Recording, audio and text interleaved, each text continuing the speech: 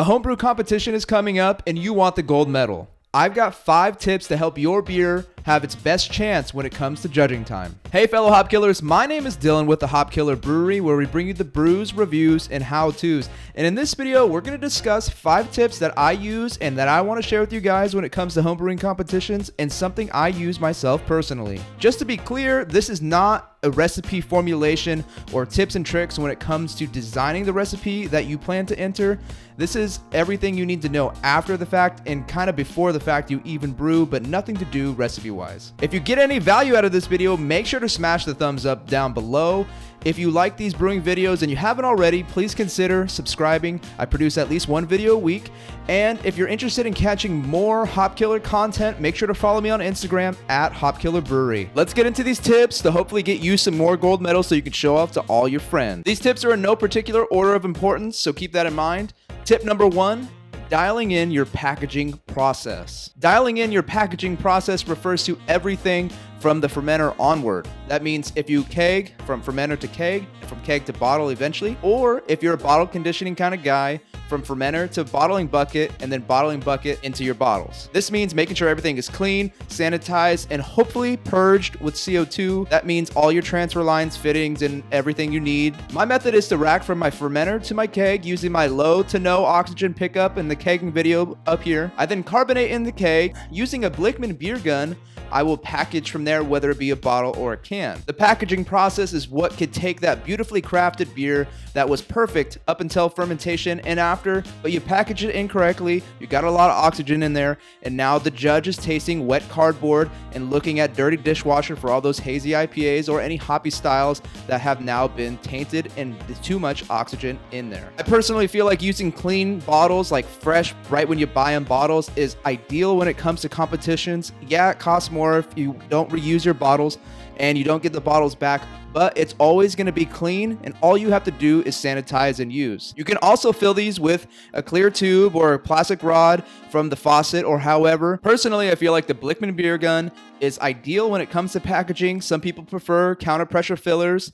I've been using the Blickman beer gun since day 1, and I've never had an issue. If you're packaging off a keg, making sure all those lines are cleaned, sanitized, and purged with CO2. Tip number 2, ensuring that you are entering your beer in the proper category. Now, depending on the competition and who sanctions it, BJCP is a big one.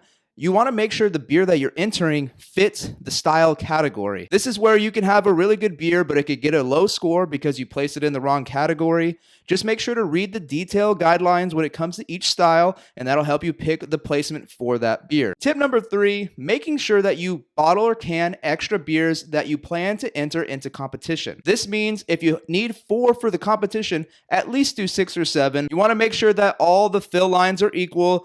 All these little minute details matter when it comes to competition. Not only do you want to be able to have all like looking bottles entered into the competition, you want to set aside a few for yourself. Something I've done since my first competition is at least bottle 1 extra to where I can drink it the same day the judges would be drinking it. This is going to give you an idea of what the judges are experiencing when it comes to drinking your beer. Maybe it's been 3 to 4 weeks since you've entered your beers into the competition where you've handed them off before the time the judge is actually getting to it. This will give you a good indicator if you have any spoilage or any oxidation or any major issues where you would have otherwise been blindsided if you got a bad score sheet because you oxidized your beer during package, or maybe you had a spoiled batch that took a month to show. It's really good to be able to print out a judging sheet to where you can judge your own beer, hopefully in a non-biased way as possible, and that way you can compare your score sheet to the judges, and if there's any far discrepancies between the two or something you think the judges just didn't mess up on, you can always dispute it or ask questions as to why they judged it the way they judged it. Tip number 4, and this is a big one, depending on how many beers you plan to enter, this is planning out your competition calendar for either the year, quarter, or however, so that you can plan your brews ahead of time. This might not sound like a big deal, but when you're entering multiple beers, you want to brew them in order that they should be brewed. For example, if you have 5 beers to brew before a certain competition, you do not want to start with your hazy IPA. You want to start with something darker or something that can take age and time a little better than hoppier style of beers. So if you're entering a stout, a porter, a blonde, and an IPA, you're probably going to want to brew the stout and the porter first, the blonde after that, and then the hazy IPA or any hoppy style of beer as soon to competition time as possible. We've all been there where we brewed this fantastic hoppy beer. In the first 2 to 4 weeks, it's tasting phenomenal. Then 5, 6, 7 weeks later, it starts to tail off. You want the judges to be tasting that beer at its prime, and especially if it's a recipe you brewed before, you know when that prime range might be. So planning accordingly, depending on how many batches of beer you need to plan and how many fermenters you have and everything in between, make sure you plan your brews accordingly, according to the style and when the competition is. Before I break into the last and final tip, comment down below if you're going to be entering in your first competition, or if you've entered in before, how many have you entered? Not only am I going to get to tip number 5, I have 2 bonus tips as well after tip number 5. Tip number 5 is Ziploc bagging your beer labels before you rubber band them to the bottle or can. When you enter into a competition, they're going to have you fill out a label similar to that one, or different depending on the competition, and then they're going to have you secure this label to your cold and condensating bottle or can with a rubber band. This is paper. What happens when paper gets wet? It becomes destroyed and you can no longer read it. So to get away from doing that, we are going to stick this into one of these, then rubber band it to the bottle.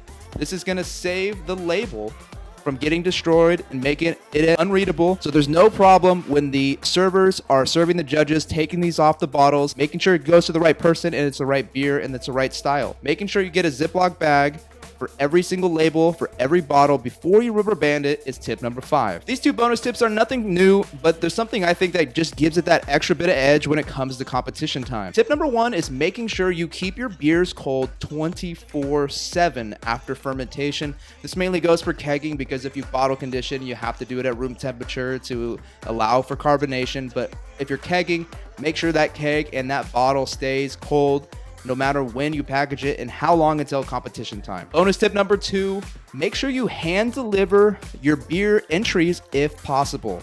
This negates any fact that somebody else might pick up your beers and drop them.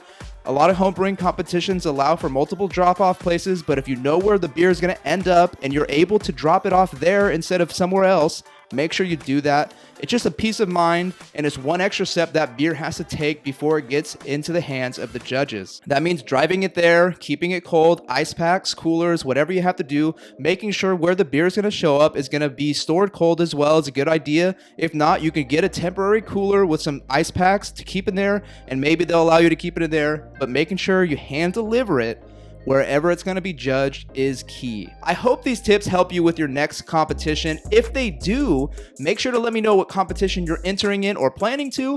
And if you can follow up with that comment after the competition has ended and you happen to get a medal, make sure to let us know also. I would really be stoked to read that. And knowing that you guys got a medal because of some of these tips is an awesome feeling. Thank you guys for watching. Cheers.